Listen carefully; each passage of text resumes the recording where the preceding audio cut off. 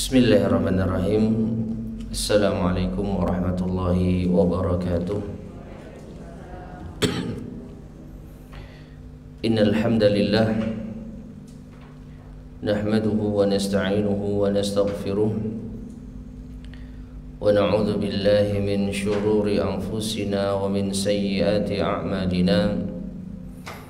من يهده الله فلا مضل له ومن يضلل فلا هادي له وأشهد أن لا إله إلا الله وحده لا شريك له وأشهد أن محمدا عبده ورسوله اللهم صل وسلم وبارك على نبينا محمد وعلى آله وأصحابه ومن تبعهم بإحسان إلى يوم الدين أما بعد. Ma'asyiral muslimin, para jamaah sekalian rahimani wa rahimakumullah. Alhamdulillah, segala puji bagi Allah Tabaraka wa Ta'ala. Di pagi hari ini kita bisa melanjutkan kajian kitab, membahas kitab Taysirul Karimir Rahman fi Tafsiri Kalamil Mannan yang disusun oleh Syekh Abdurrahman Ibn Nasir As-Sa'di rahimahullahu ta'ala. Dan kita pada kesempatan di pagi hari ini masuk pada tafsir ayat yang ke-104 dan 105 dari surat Al-Baqarah. Taib, sebagaimana biasa, silakan dibaca terlebih dahulu ayat 104 dan 105.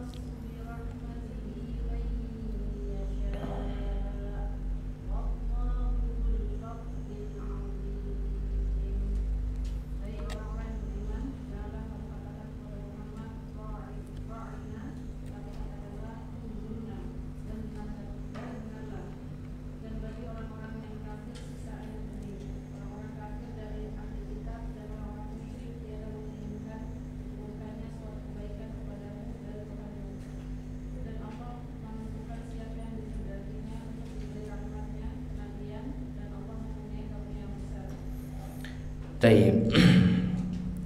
Allah Subhanahu wa ta'ala berfirman, Ya ayyuhalladzina amanu, wahai orang-orang yang beriman.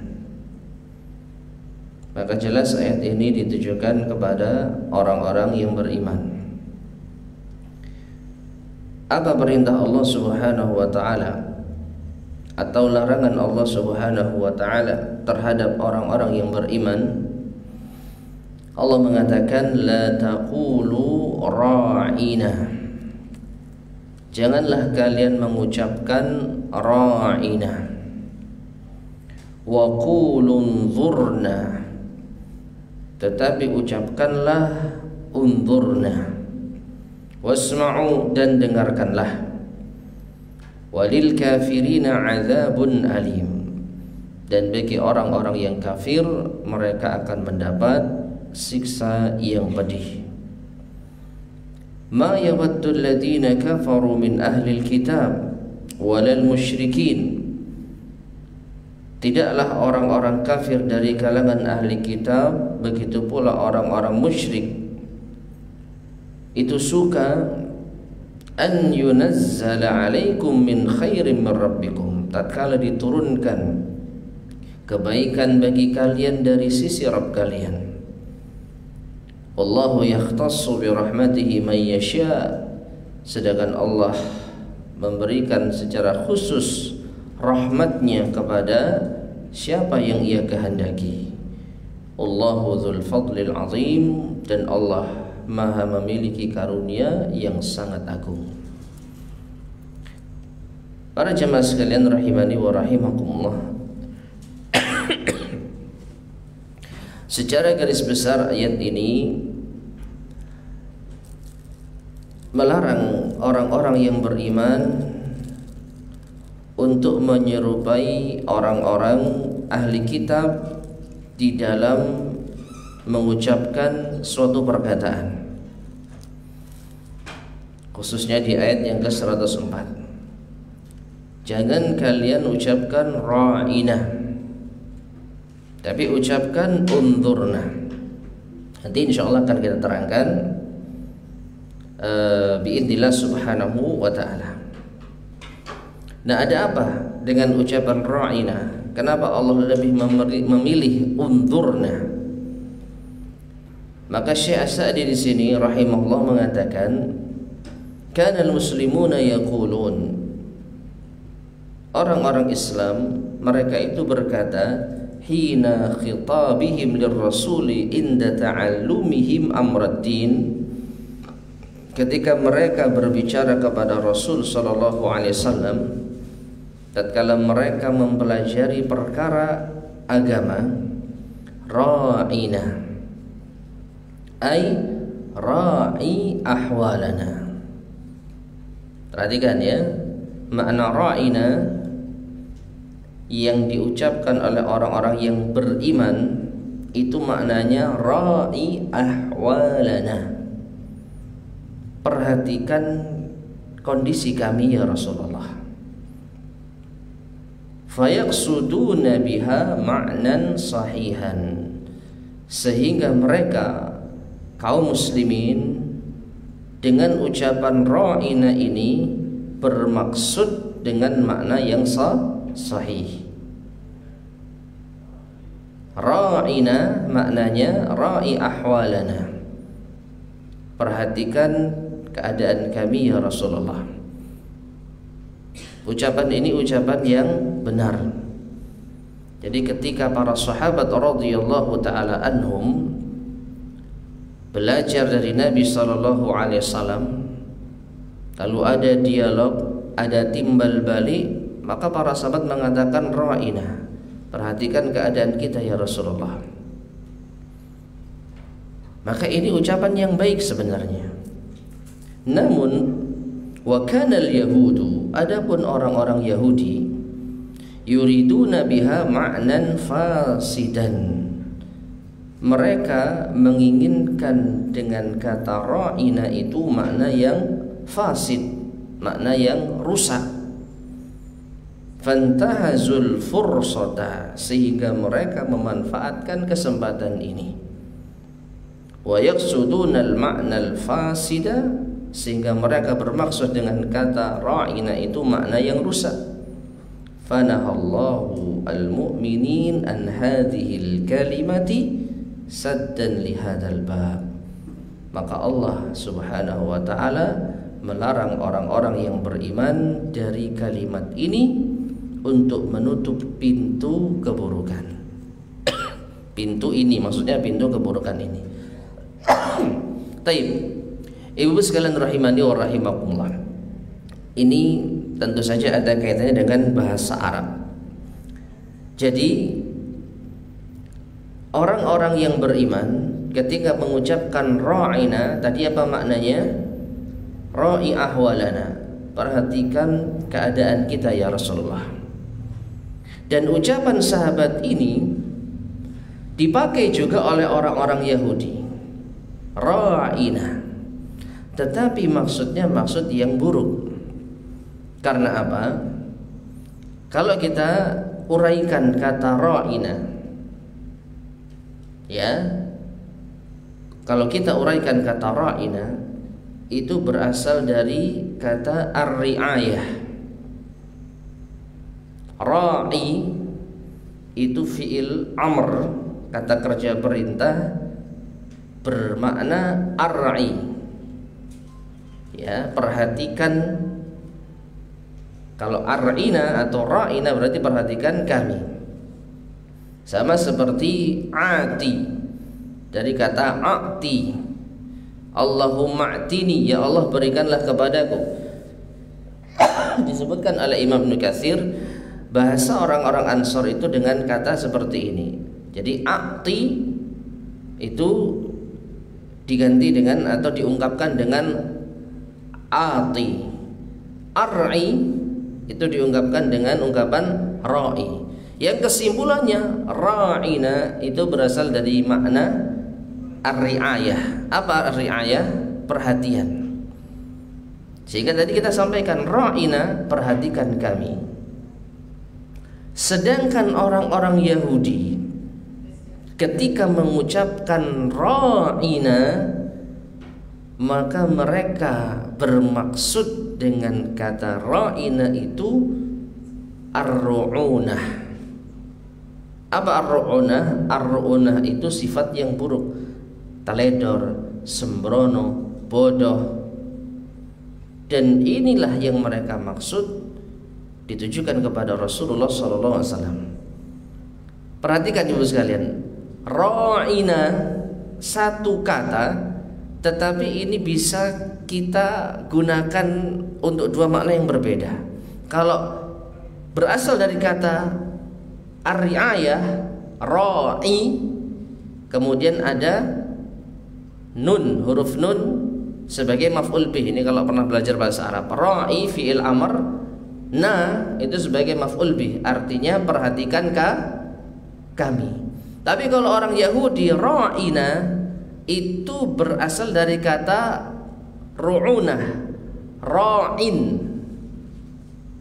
Bisa dibedakan enggak? Ra'in, jadi nunnya itu nun huruf asli, ya, ra, alif, ain, nun, kemudian dimansub dengan fathah, ra'ina, ra'ina. Pelafatannya sama.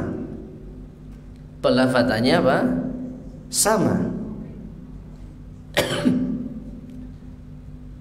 Kalau kita coba dengan contoh lain, misalkan ibu-ibu tahu makna ardi. Ardi, apa ardi? Bumi. Bisa bumi, bisa fi'il amr dari kata ardo yurdi irdoan. Ardo membuat ridho. Berarti kalau ardi, buatlah ridho. Ya. Jadi ardi itu bisa bermakna bumi dan juga bisa bermakna fi'il amr, buatlah ridho. Demikian pula dengan ra'ina. Orang-orang muslim ra'ina itu dimaknai dengan ri'ayah. Jadi huruf aslinya apa? Ra, ain sama alif. Ra'a, yar'a, ri'ayatan. Tapi dengan wazan ar'a, yur'i, ir'a'an. Yang intinya huruf aslinya ra, ain, alif. Sedangkan orang Yahudi ketika mengucapkan ra'ina, itu huruf asli yang ada di benak mereka ra, ain, nun. Ra, ain, nun. Ra'ana, yar'anu, ru'unatan. Isim fa'ilnya apa? Ra'inun, ya kan? Iya Pak, iya. Iya ajalah. Jadi ada dua kata yang berbeda makna. Ro'a, ra, ain, alif, dengan ro'ana, ra, ain, nun. Sampai sini bisa dibayangkan? Ro'a, ra, ain, alif itu maknanya memperhatikan. Ra, ain, alif itu kalau fi'il madhinya, ra, ain, alif. tapi dia dibentuk dengan wazan af'ala. Kalau tadi fa'ala, ro'a, fa'ala. Sedangkan yang ada di pembahasan kita ra'i. Ra'i itu fi'il amr yang biasa diungkapkan oleh orang-orang Ansor sebagai pengganti dari ar'i. Ar'i sendiri itu fi'il amr dari wazan af'ala yuf'ilu. Ar'a yur'i ir'aan mur'an ar'i, yang maknanya perhatikan kami. Ra'ina, ya Rasulullah perhatikan kami ya Rasulullah. Jadi dalam kita belajar, mereka orang-orang Ansor ingin agar Rasulullah memperhatikan kondisi kita. Itu kalau diucapkan oleh orang-orang yang beriman. Sedangkan orang Yahudi ikut-ikutan, ya, mereka mengatakan ra'ina, sama pengucapannya, tetapi makna yang diinginkan berbeda. Ra'inanya versi orang Yahudi berasal dari huruf apa tadi? Ra, ain, nun. Ra, ain, nun. Coba lihat kamus, apa makna ra, ain, nun? Maknanya itu jelek. Ya. Ra, ain, nun, ra'ana, isim fa'ilnya ra'in. Sama enggak pelafatannya? Sama. Lo kan ra'ina ya tinggal dimansub aja, tinggal di fathah gitu loh. Ra'ina. Sehingga orang Yahudi ketika mengatakan ra'ina kepada Rasulullah SAW, maksudnya itu ejekan. Maksudnya, wahai Muhammad, engkau adalah orang yang sembrono, teledor, bodoh. Nah, oleh karena itu Allah Subhanahu wa ta'ala melarang orang-orang yang beriman untuk mengucapkan ra'ina, supaya tidak ada kemiripan dengan orang-orang Yahudi.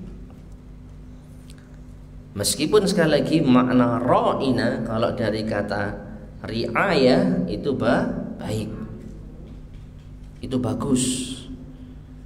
Cuman daripada nanti terkesan sama dengan orang-orang Yahudi yang menghina Rasulullah dengan ra'in, maka ganti apa? Akan tetapi ucapkanlah undurna. Maknanya hampir mirip. Ra'ina, undurna maknanya hampir mirip. Perhatikan, lihat kami ya Rasulullah. Jadi ketika mereka belajar dengan Rasulullah, mereka ingin agar Rasulullah memperhatikan, melihat kondisi mereka, agar proses pembelajaran itu bisa berjalan dengan baik. Taib, sampai sini bisa dipahami ya? Kurang lebih seperti itu ya. Dan ini ma'asyar muslimin rahimani wa rahimakumullah, kebiasaan orang-orang Yahudi. Al-Imam Ibnu Katsir membawakan contoh lain ya, yang hampir mirip. Apa itu? Orang-orang yang beriman kalau mengucapkan salam bagaimana?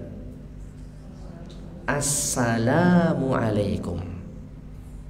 Sedangkan orang Yahudi, mereka mempelesetkan kata salam dengan apa? Menghilangkan huruf lam. Jadi gimana? Assalamualaikum. Artinya apa, Bu? Mati. Lihat, assalamualaikum pakai lam. Assalamualaikum, semoga keselamatan atas kalian. Kalau dihilangkan lamnya, assalamualaikum, semoga mati kalian. Dan memang kebiasaan orang-orang Yahudi itu mempermainkan kata-kata, mempelesetkan kalimat. Ya.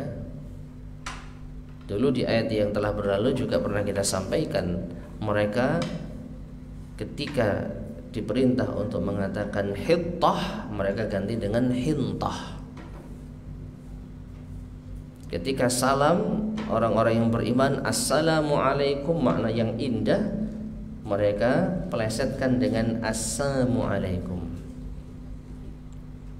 Ketika orang-orang yang beriman mengatakan ra'ina, perhatikan kami ya Rasulullah, mereka juga mengatakan ra'ina, tetapi dimaknai dengan makna yang buruk.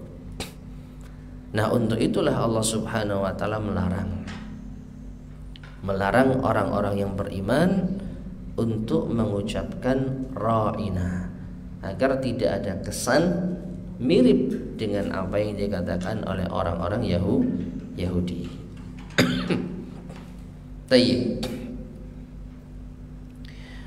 Kemudian berkata al-mu'allif rahimahullah, fa fihi an-nahyu 'anil jaiz. Maka di dalamnya terdapat larangan dari perkara yang diperbolehkan. Mengatakan ra'ina itu diperbolehkan jamaah, bukan enggak boleh. Boleh kalau maknanya baik. Dari kata riayah tadi, ra'ina, perhatikan kami ya Rasulullah. Tetapi melarang suatu perbuatan yang diperbolehkan, idza kana wasilatan ila muharramin, maka itu tidak mengapa jika menjadi sarana kepada keharaman. Hal yang mubah, tapi kalau bisa mengantarkan kepada sesuatu yang haram lalu dilarang, itu boleh. Di antaranya ayat ini, mengucapkan ra'ina itu hukum asalnya boleh, tapi karena ini bisa berpotensi mengejek Rasulullah SAW, maka dilarang. Ya. Dan dari sini maka para ulama kita merumuskan suatu kaidah yang berbunyi al-wasailu laha ahkamul maqasid. Sarana itu memiliki hukum yang sama dengan tujuan. Kalau tujuannya itu hal yang dilarang, maka sarana yang menuju ke sana pun dilarang. Kita ambil contoh, jual beli pisau, apa hukumnya? Pisau, jual beli pisau, hukum asalnya apa? Boleh. Tetapi jika ini berpotensi untuk disalahgunakan untuk perang antara sesama kaum muslimin atau untuk membunuh orang lain, maka dilarang. Jadilah hukum menjual pisau di masa-masa fitnah itu dilarang. Padahal hukum asal secara menjual pisau secara asal boleh. Tapi kalau ini bisa menuju kepada haram, maka hukumnya pun haram. Sarana yang bisa mengantarkan kepada keharaman, maka hukumnya pun haram. Wa fihi al-adab, dan di dalam hal ini juga terdapat adab. Ya, larangan Allah Subhanahu wa taala bagi orang-orang yang beriman untuk mengatakan ra'ina, di situ ada pelajaran adab. Yaitu apa? Wasti'malil hasan atau wasti'malul alfadhil lati la tahtamilu illa al-hasana, yaitu hendaknya menggunakan lafaz yang tidak mengandung kemungkinan kecuali yang baik saja. Wa adamal fuhsh, dan tidak mengandung makna yang keji. Wa tarkul alfadhil qabihah, dan meninggalkan lafaz-lafaz yang buruk. Allati fiha nau'u tashwishin, atau lafaz yang di dalamnya terdapat jenis gangguan. Au ihtimalun li amrin ghairi laiqin, atau mengandung makna perkara yang tidak layak. Ya, jadi ra'ina ini mengandung kemungkinan baik dan buruk. Nah, daripada nanti terkesan tidak baik, mending dilarang. Ya, demi menjaga sekali lagi adab kepada Nabi SAW. Bayangkan jamaah sekalian rahimani wa rahimakumullah, ada orang Yahudi mengucapkan kepada Rasulullah ra'ina, dan Rasul tahu yang dimaksud ra'ina itu adalah mengejek. Tentu ini membuat hati Nabi SAW sedih. Gak lama ternyata ada orang Muslim mengucapkan pada Rasulullah ra'ina. Bagaimana kira-kira perasaan Rasulullah SAW? Ya, tentu ada perasaan yang tidak enak juga. Orang Yahudi menginginkan keburukan dari kata ra'ina, sedangkan orang Islam menginginkan kebaikan. Tetapi bagaimana juga ucapannya hampir sama. Nah, kesan inilah yang ingin dihindarkan dari orang-orang yang beriman ketika berbicara dengan Rasulullah SAW. Jangan sampai ucapan kita ini mengandung makna kemungkinan yang buruk yang ditujukan kepada Rasul SAW. Ganti unzurna, ucapkan unzurna, ya. Kemudian fa'amarahum bilafzatin la tahtamilu illal hasana, maka Allah merintahkan mereka orang-orang yang beriman dengan suatu lafaz yang tidak mengandung makna kecuali yang baik. Faqal, maka Allah berfirman, wa qul unzurna, maka ucapkanlah unzurna, ya, lihatlah kami. Sama dengan ra'ina tadi, perhatikan kami. Cuman kalau unzurna tidak bisa dimaknai dengan makna yang buruk.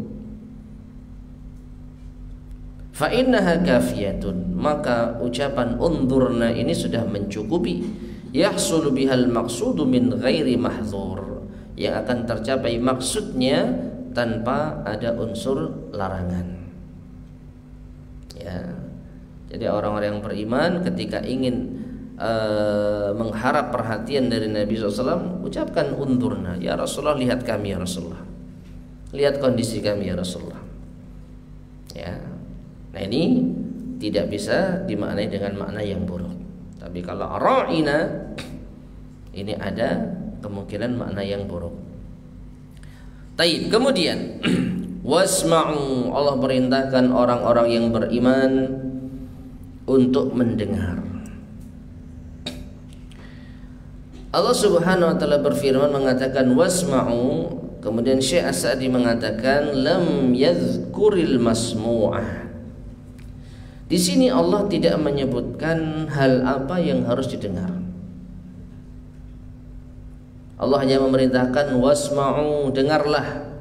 Wahai orang-orang yang beriman, dengarlah. Dengarkan apa?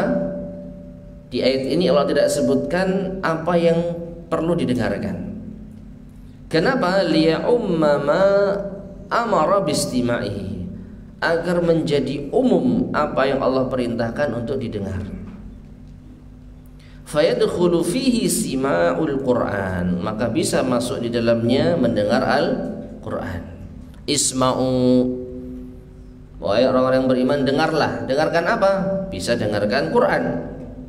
Fayadkhulu fihi sima'u as-sunnah, bisa juga mendengarkan as-sunnah, ya, allati hiyal hikmah, yang merupakan al-hikmah, lafzan wa ma'nan wa istijabatan, ya, secara lafaz dan juga secara makna, dan juga istijabah atau ya istijabah, yaitu memenuhi panggilan. Fa fihi al-adab wa ta'ah, maka di dalamnya terdapat pelajaran adab dan ketaatan. Jadi Allah perintahkan orang-orang yang beriman untuk senantiasa mendengar. Mendengar apapun yang baik, baik itu Al-Quran maupun hadis Nabi SAW maupun panggilan Rasul SAW. Kalau Nabi SAW memerintahkan, ya, menyeru, memanggil, maka mereka harus menjawab. Mereka harus memenuhi panggilan Rasul SAW. Ya, makanya Allah di dalam ayat ini mengatakan wasma'u, dengarkanlah, ya, dengarkanlah.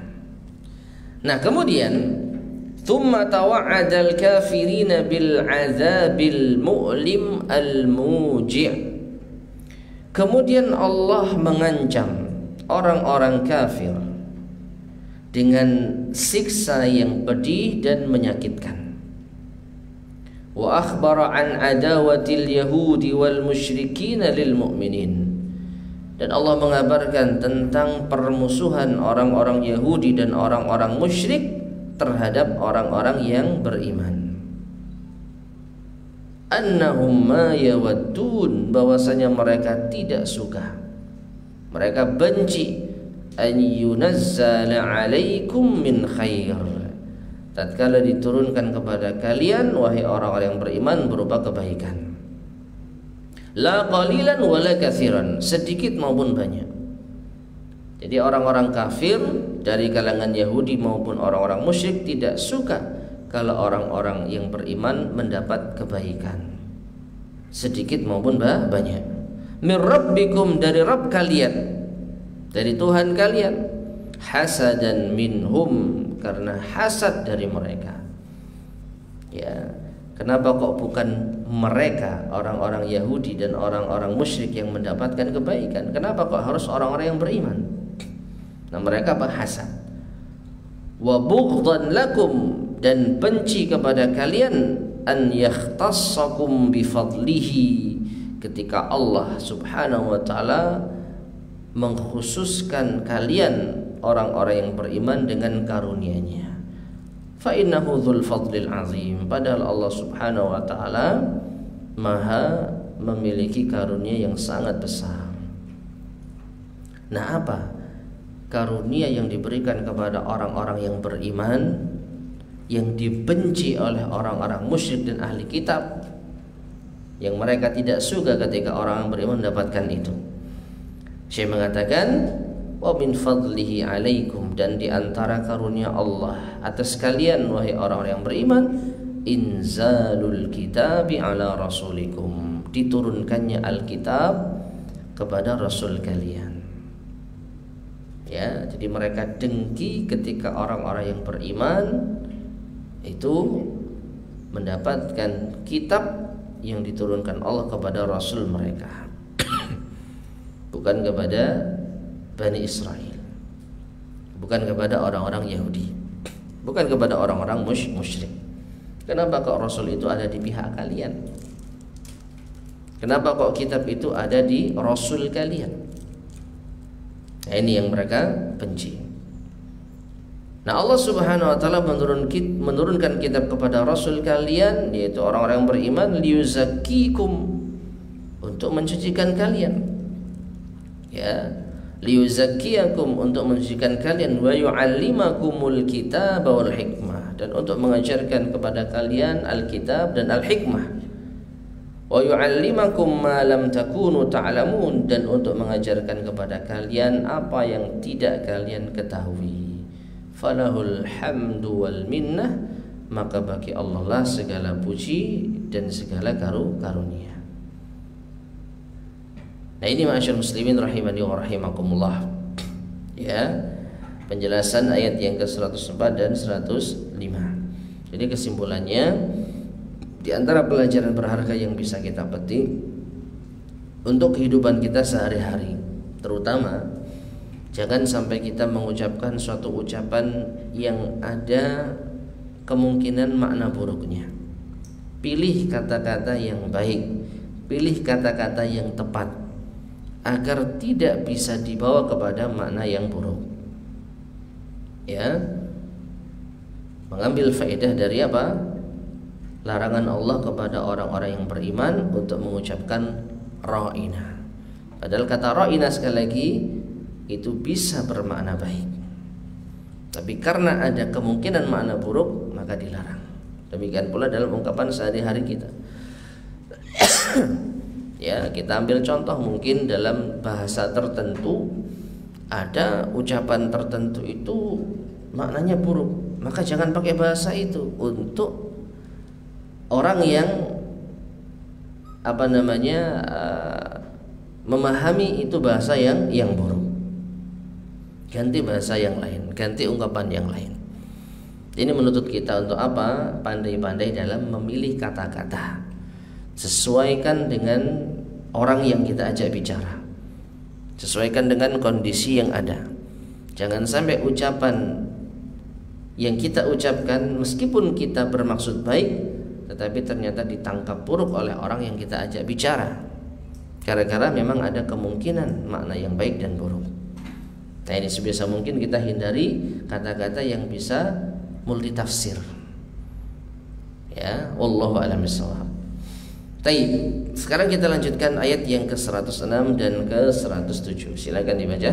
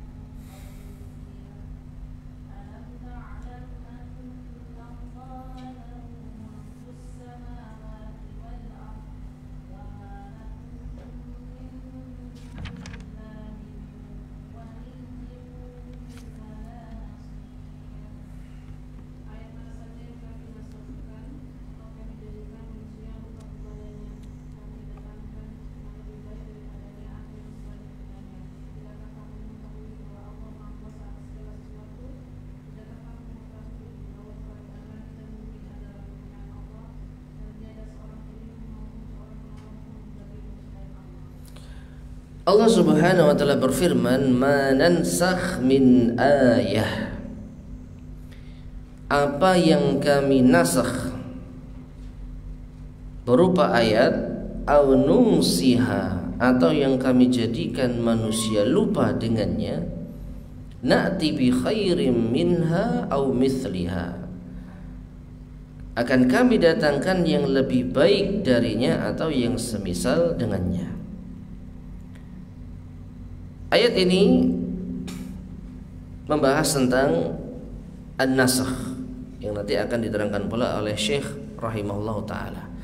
Namun secara singkat, an-nasakh ya kebanyakan itu dimaknai dengan menghapus atau merubah. Jadi manansakh min ayatin, apa yang kami hapus dari suatu ayat atau apa yang kami rubah dari suatu ayat, maka akan kami datangkan dengan yang lebih baik. Allah akan mengganti ayat dengan yang lebih baik. Itu makna secara umum. Alam ta'lam, tidakkah engkau tahu annallaha ala kulli syai'in qadir, bahwasanya Allah Maha Kuasa atas segala sesuatu. Alam ta'lam, tidakkah engkau tahu annallaha lahu mulkus samawati wal ard, bahwasanya Allah memiliki kerajaan langit dan bumi. Wa ma lakum min dunillahi min waliyyin wala nasir, dan tidak ada bagi kalian selain Allah pelindung maupun penolong. Dua ayat ini ma'asyiral muslimin rahimani wa rahimakumullah masih ada kaitannya dengan orang-orang ahli kitab yang kesimpulannya mereka menentang adanya an-nasakh, menentang adanya perubahan atau dihapusnya sebuah ayat. Ya. Jadi mereka tidak menerima yang namanya an-nasikh wal mansukh. Ayat yang menghapus, maksudnya ayat yang baru dengan ayat yang dihapus. Ya, menurut logika mereka mustahil Allah Subhanahu wa taala menghapus suatu ayat atau suatu hukum. Oleh karena itulah mereka mencela orang-orang yang beriman ketika ada nasikh dan mansukh di dalam Al-Qur'an. Namun Allah Subhanahu wa taala menerangkan bahwa apa yang Allah hapus maka akan diganti dengan yang lebih baik, dan itu bukan hal yang tercela. Baik, kita baca penjelasan dari al-mu'allif Syekh Sa'di rahimahullahu taala. An-naskhu huwa an-naqlu. An-nasakh itu maknanya adalah an-naql, memindah. Nasakha naqala. Ya, nasakha itu naqala, memindahkan.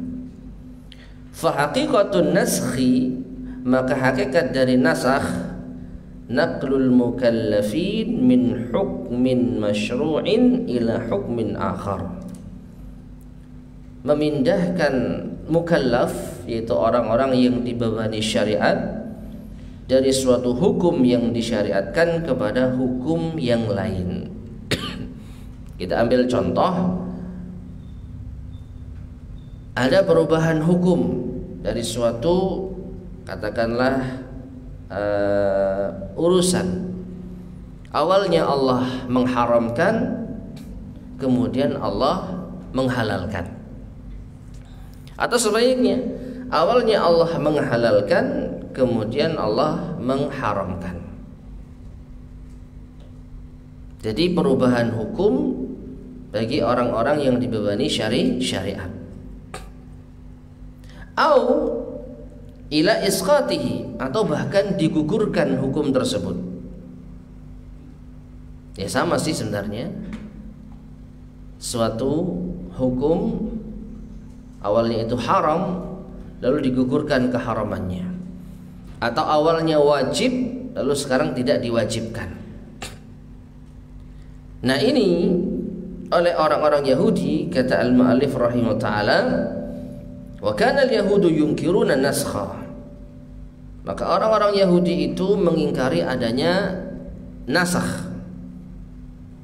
Ya. Wa yas'umuna annahu la yajuz, dan mereka mengklaim bahwasanya itu tidak dibolehkan. Itu tidak dibolehkan. Ya mungkin menurut logika mereka nggak mungkin Allah itu merubah-rubah hukum.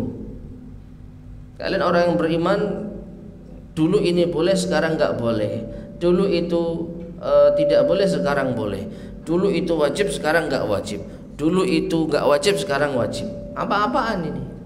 Nggak boleh gitu itu menurut mereka. Tapi Allah Subhanahu wa ta'ala menetapkan hal ini diperbolehkan. Karena apa? Allah Subhanahu wa ta'ala tidaklah mengganti suatu hukum dengan yang baru, melainkan itu yang lebih baik. Wa huwa mazkurun indahum fit Taurah. Padahal nasikh ini dan mansukh, nasikh itu yang menghapus, mansukh itu yang dihapus.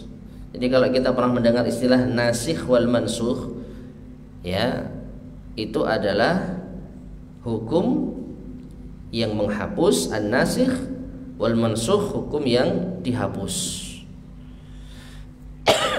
Kita ambil contoh real, misalnya ziarah kubur. Ziarah kubur itu pernah dilarang.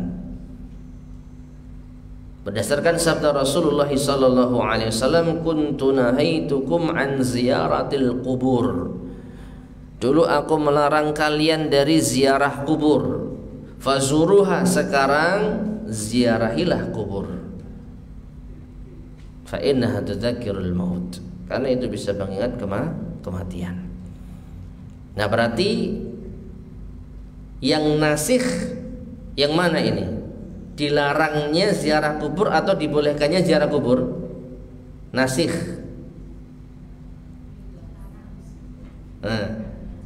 Nasikh itu yang menghapus, yang mengganti hukum yang lama. Dibolehkan ziarah kubur, ini nasikhnya. Sedangkan yang mansukh, yang dihapus, dilarangnya ziarah kubur. Ya. Dan nasikh dan mansukh itu secara ringkas dikenal dengan an-nasakh. Ada penghapusan, ada pemindahan, ada perubahan hukum. Nah, orang-orang Yahudi mereka menganggap itu hal yang tidak diperbolehkan. Padahal kata al-mu'allif rahimahullah, wa huwa madhkurun indahum fit Taurah, itu juga disebutkan di dalam Taurat. Artinya di dalam Taurat itu juga ada nasikh dan mansukh. Fa inkaruhum lahu, maka pengingkaran mereka terhadap Al-Qur'an yang di situ ada nasikh dan mansukhnya, kufrun wa hawa mahdun, maka itu kekufuran dan hawa nafsu secara murni mengandung hawa nafsu. Bagaimana dikatakan tidak boleh nasikh dan mansukh di dalam Al-Qur'an, padahal di dalam Taurat itu juga ada. Lagi-lagi mereka tidak konsisten. Fadalla, maka ini menunjukkan ala anna naskha, bahwasanya nasakh, ya, nasikh dan mansukh maksudnya, la yakunu li aqalli maslahatan atau la yakunu li aqalla maslahatan lakum minal awal. Maka adanya nasih dan mansukh ini tidak akan menjadi maslahat yang lebih kecil dari yang pertama. Artinya kemaslahatan adanya nasih dan mansukh itu lebih besar. Ya, kita ambil contoh ziarah kubur. Dengan diperbolehkannya ziarah kubur, maka masalahnya lebih besar. Dulu memang dilarang, dan memang para ulama menganalisa kenapa dulu dilarang, sekarang boleh. Dan ternyata benar ketentuan Allah ini, perubahan hukum dari haram menjadi halal itu benar. Dulu diharamkan karena kondisi orang-orang yang beriman itu masih dekat dengan apa? Dengan kesyirikan. Jadi dikhawatirkan kalau mereka dibolehkan ziarah kubur di kala itu akan berpotensi membangkitkan kesyirikan yang sudah dilarang oleh syariat. Nah, ketika kaum muslimin sudah mapan akidahnya, sudah kuat tauhidnya, maka baru Allah Subhanahu wa taala membolehkan melalui lisan Rasul sallallahu alaihi wasallam. Terlebih diingatkan ziarah kubur itu untuk mengingat apa? Kematian. Dan alhamdulillah kaum muslimin dengan akidah yang sudah mapan, tauhid yang sudah kuat, tidak terpengaruh dengan kesyirikan tatkala mereka ziarah kubur.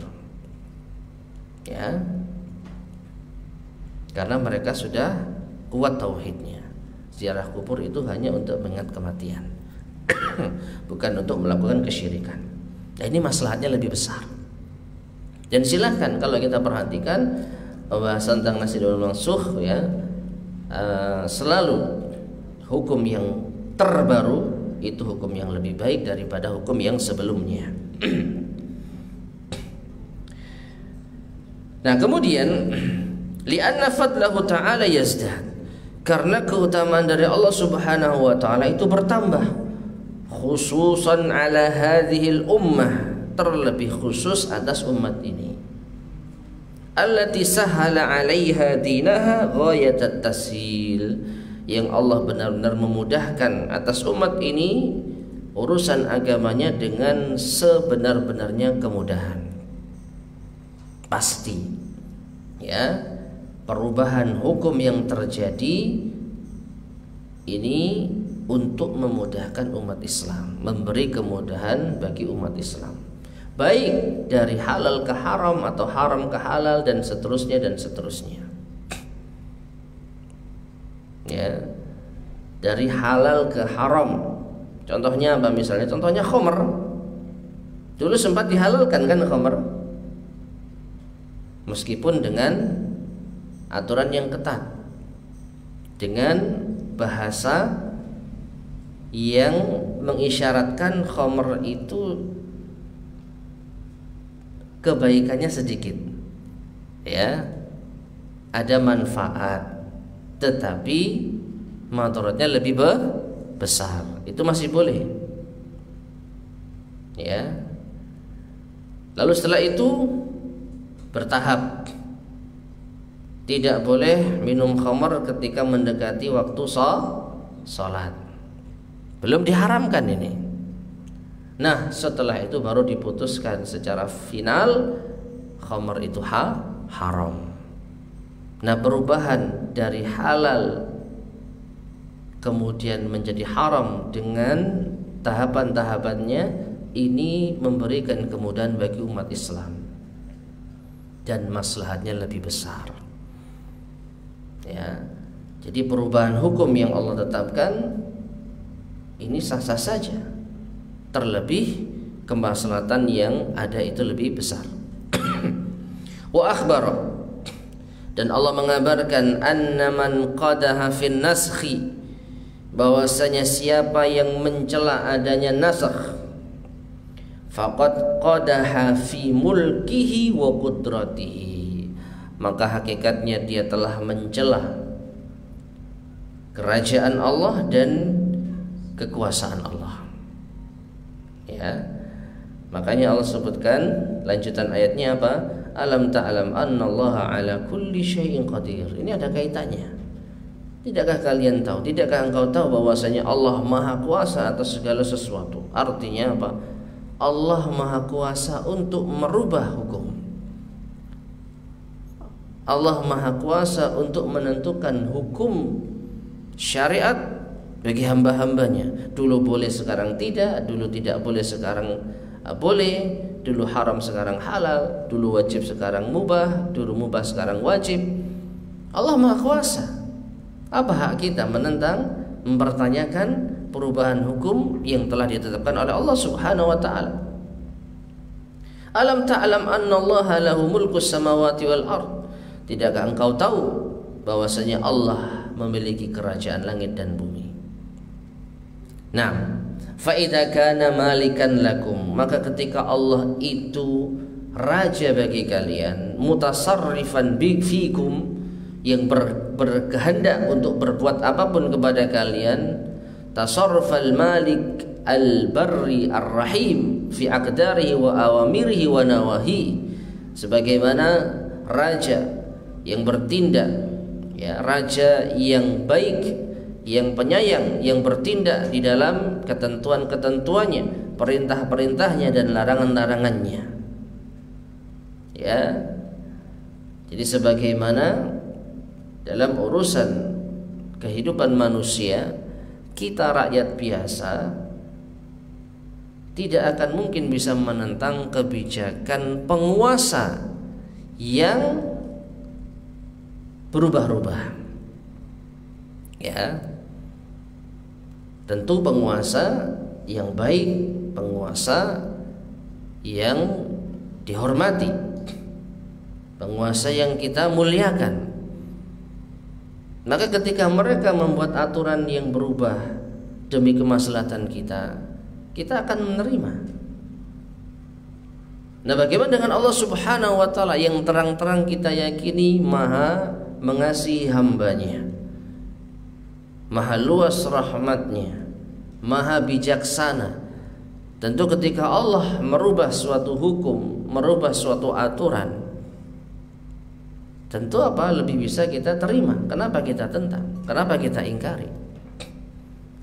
Fakama annahu la hajara alaihi fi taqdiri ma yuqaddiruhu, maka sebagaimana tidak ada halangan bagi Allah di dalam menetapkan apa yang Allah tetapkan ala ibadihi, atas hamba-hambanya, min anwa'it taqadir, dari berbagai macam takdir-takdir, kadzalika la yu'taradu alaihi, demikian pula tidak pantas ditentang alaihi, atas Allah, fima yashra'uhu li ibadihi minal ahkam, pada apa yang Allah syariatkan kepada hamba-hambanya berupa hukum-hukum.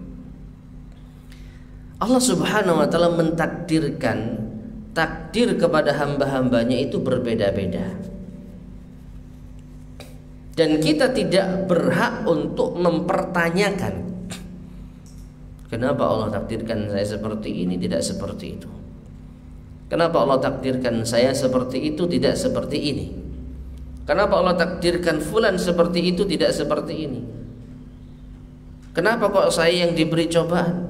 Kenapa kok saya yang diberi ujian? Kita tidak berhak untuk mempertanyakan takdir Allah Subhanahu wa ta'ala, karena Allah Maha Kuasa di dalam menetapkan takdir hamba-hambanya. Maka demikian pula dalam memberikan keputusan hukum, kita tidak berhak untuk mempertanyakan kenapa Allah rubah hukum ini, kenapa Allah rubah aturan ini. Sama persis dalam masalah takdir, ketetapan Allah, kita tidak berhak untuk mempertanyakan. Kita ambil hikmahnya dan kita imani itu yang terbaik bagi kita. Demikian pula dalam masalah penetapan hukum dan aturan. Ya. 6. Fal abdu, maka seorang hamba, mudabbarun, itu diatur, musakharun, itu tunduk, tahta awamir rabbih, di bawah perintah Tuhannya, ad-diniyah wal qadariyah, baik urusan agama maupun urusan takdir. famalahu wal i'tirad, maka apa hak seorang hamba dan apa kepentingan seorang hamba untuk menentangnya? Kalau kita imani bahwasanya Allah Maha Kuasa dengan takdir-takdirnya dan dengan hukum-hukumnya, maka harusnya tidak ada pertanyaan kenapa Allah itu menasakh suatu hukum.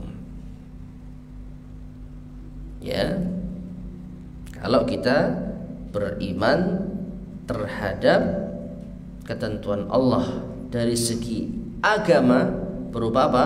Hukum, aturan, halal, haram, syariat, maupun secara takdir, ya, takdir hamba, senang, susah, gembira, bahagia, ujian dan lain sebagainya, maka harusnya tidak perlu kita pertentangkan antara hukum-hukum Allah Subhanahu wa ta'ala dengan takdir-takdir Allah itu sama. Allah berhak memutuskan apapun itu, baik secara hukum maupun secara takdir.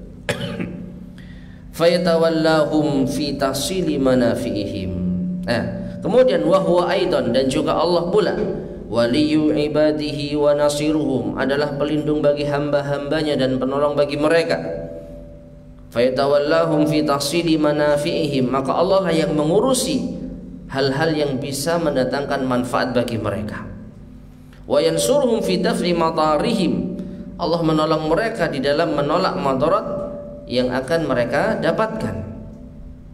Faman wilayatuhu lahum an yashra'a lahum minal ahkam, atau famin wilayatihi lahum, dan di antara bentuk perlindungan Allah kepada hamba, an yashra'a lahum minal ahkam ma taqtadihi hikmatuhu wa rahmatuhu bihim, yaitu mensyariatkan bagi hamba-hambanya berupa hukum-hukum yang sesuai dengan hikmah dan rahmat Allah kepada mereka. Kita nggak tahu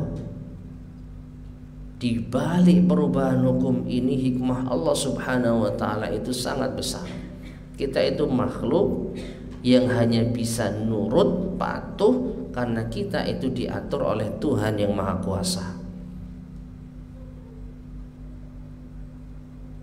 Kita nggak tahu apa-apa.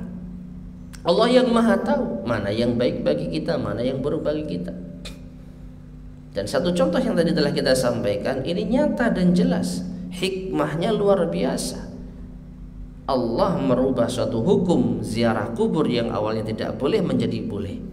Bayangkan kalau Allah itu saklek menetapkan ziarah kubur tidak boleh sama sekali sampai hari kiamat, maka madarat jemaah, maka akan membawa madarat.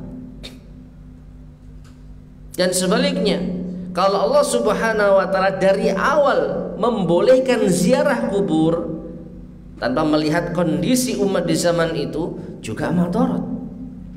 Orang-orang yang belum mantap akidahnya dibolehkan ziarah kubur, maka akan tergerak untuk berbuat syirik kepada Allah Subhanahu wa ta'ala. Nah, ini siapa yang tahu kondisi kita saat ini? Hukum yang pas adalah ini, kemudian hari hukum yang pas adalah itu. Siapa yang tahu?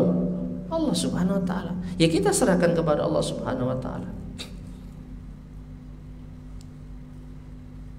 Namun itu ketika syariat masih bisa berubah, ketika agama belum sempurna, ketika Rasulullah SAW masih hidup. Namun ketika Rasulullah sudah meninggal dunia, wahyu sudah terputus, maka sudah tidak ada lagi perubahan hukum final. Inilah yang paling sempurna, ya. Namun sebelum itu terjadi, kondisi umat berubah-ubah, kondisi manusia masih belum stabil. Ada kalanya ini dibolehkan lalu dilarang, ada kalanya dilarang sekarang dibolehkan. Yaitu Allah yang Maha tahu. Dan alhamdulillah akhirnya Allah sempurnakan agama sejak yaitu wafatnya Rasulullah SAW hingga akhir zaman nanti. Nah, sekarang kita tinggal menikmati kesempurnaan Islam yang tidak akan pernah berubah status hukumnya.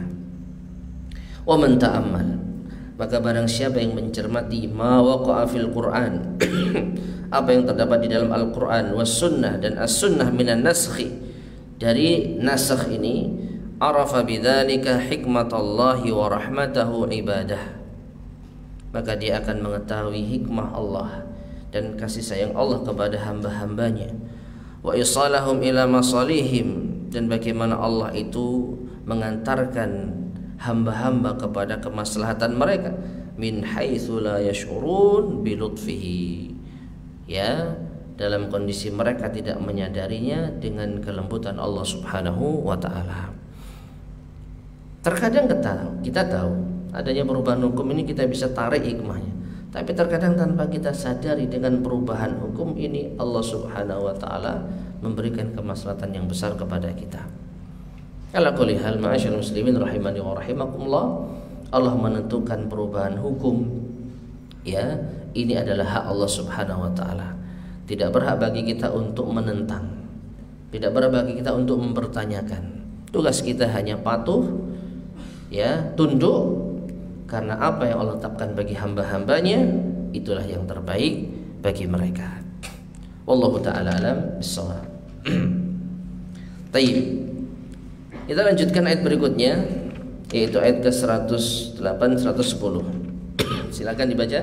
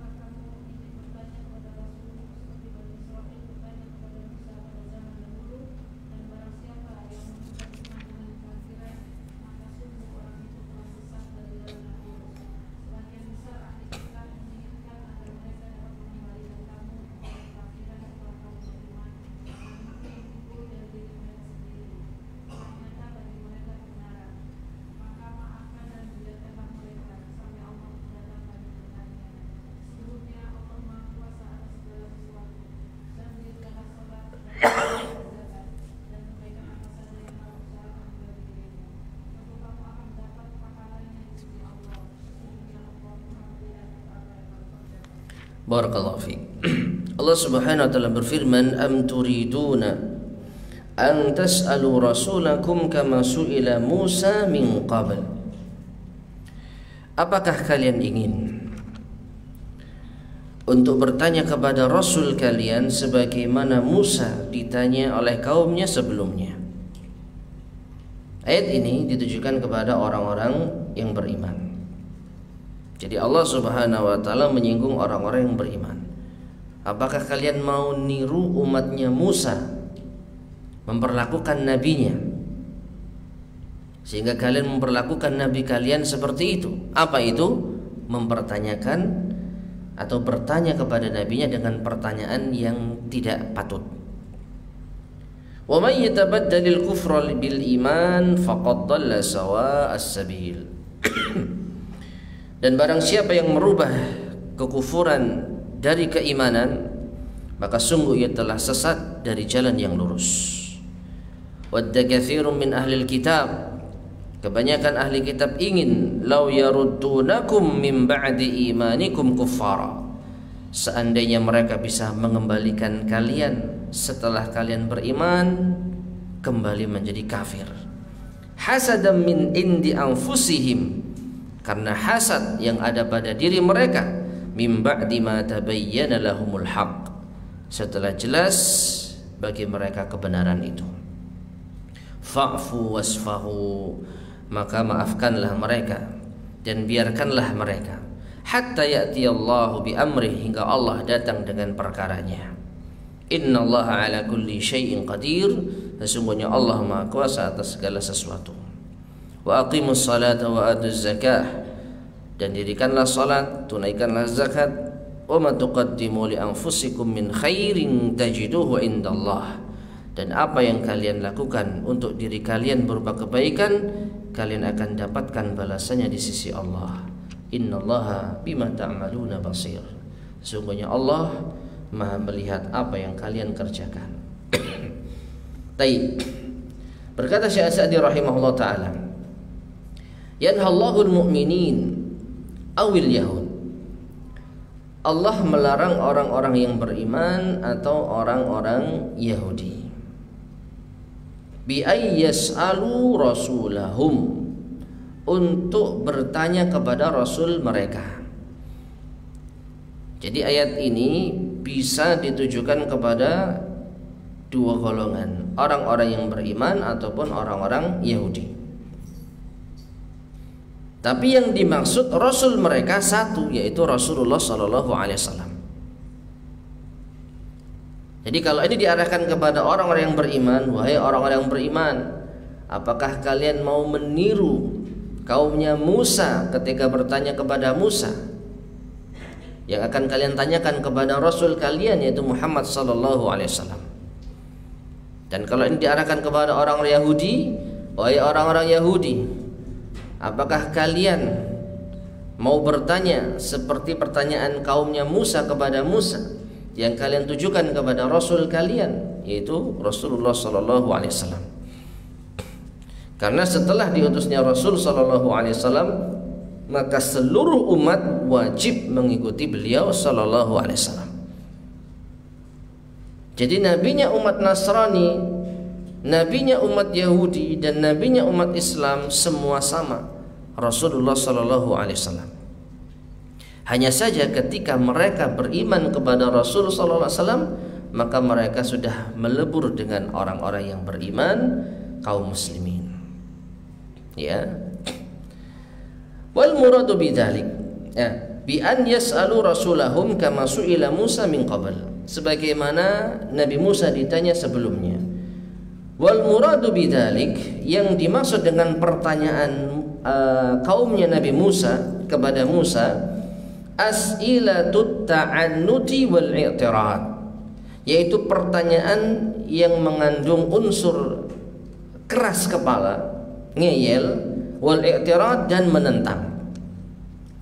Kama qala ta'ala, contohnya di dalam firman Allah Ta'ala, yas'aluka ahlul kitabi an tunazzila alaihim kitaban minas sama' faqad sa'alu Musa akbara min dzalik faqalu arinallaha jahrah. Ya, orang-orang ahli kitab bertanya kepadamu, wahai Muhammad, yaitu agar diturunkan kepada mereka kitab dari langit. Maka sungguh mereka pernah bertanya kepada Musa pertanyaan yang lebih besar daripada itu. Apa itu? Mereka berkata kepada Musa, arinallaha jahrah, perlihatkanlah kepada kami Allah dengan jelas. Nah, ini yang dimaksud pertanyaan apa? Yang mengandung keras kepala dan penentangan. Ya, tanya yang aneh-aneh, tanya yang tidak bermanfaat.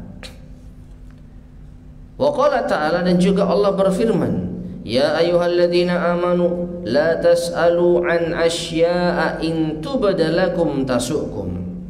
Wahai orang-orang yang beriman, janganlah kalian bertanya tentang sesuatu jika itu ditampakkan kepada kalian itu akan menyusahkan kalian. Dan sebelumnya sebenarnya sudah pernah kita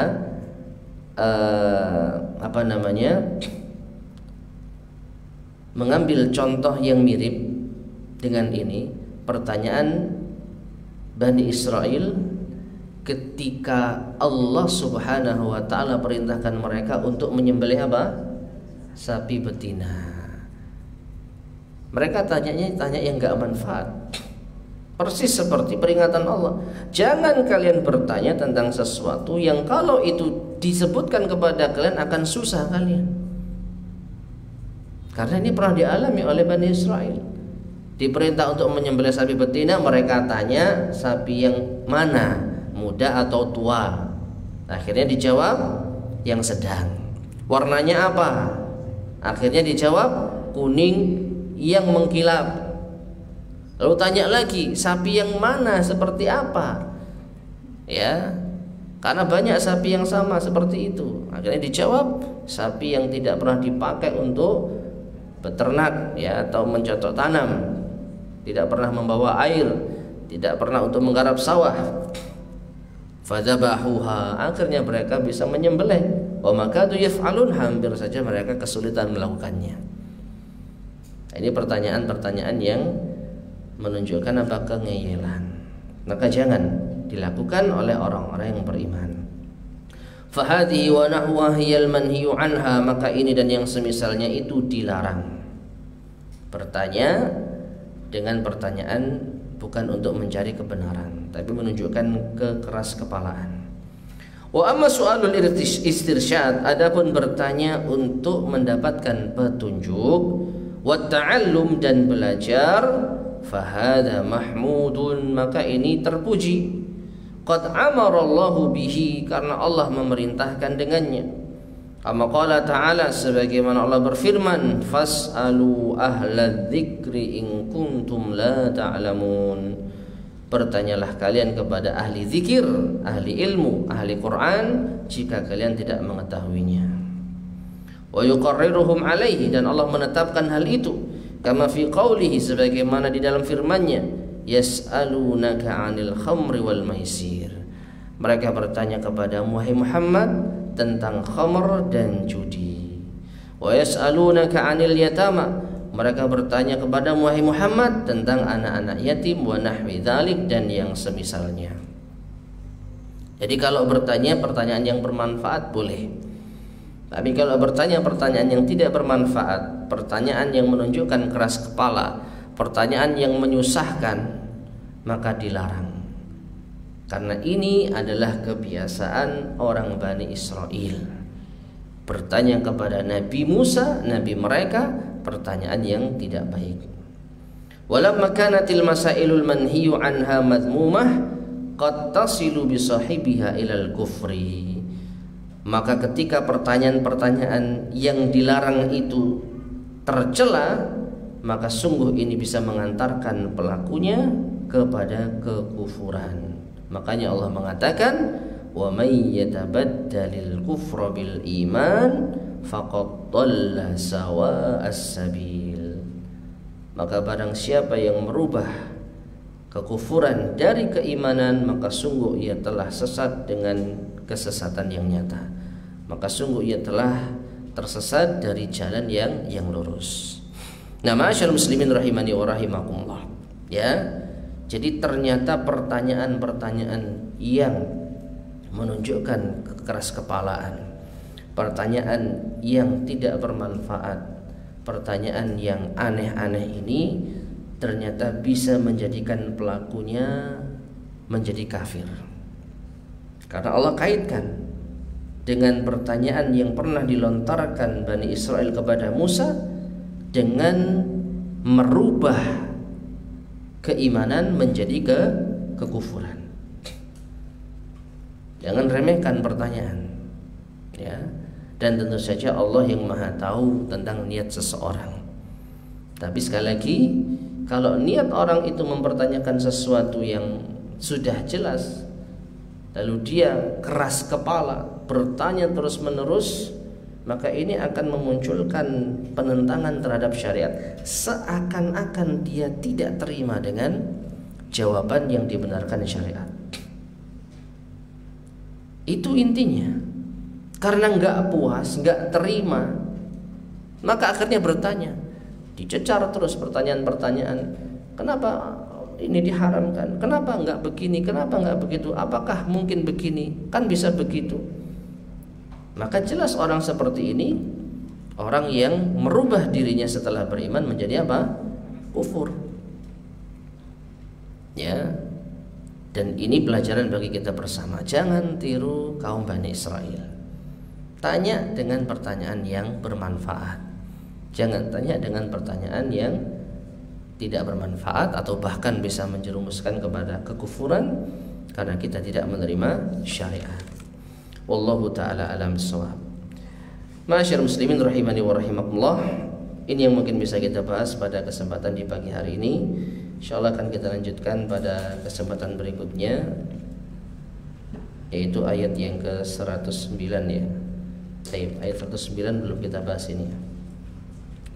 Hasadnya orang-orang kafir terhadap orang-orang yang beriman. Wallahu taala alam bissawab. Baik, sebelum kita akhiri, mungkin ada yang mau ditanyakan, disampaikan. Fadhil, silakan jika ada.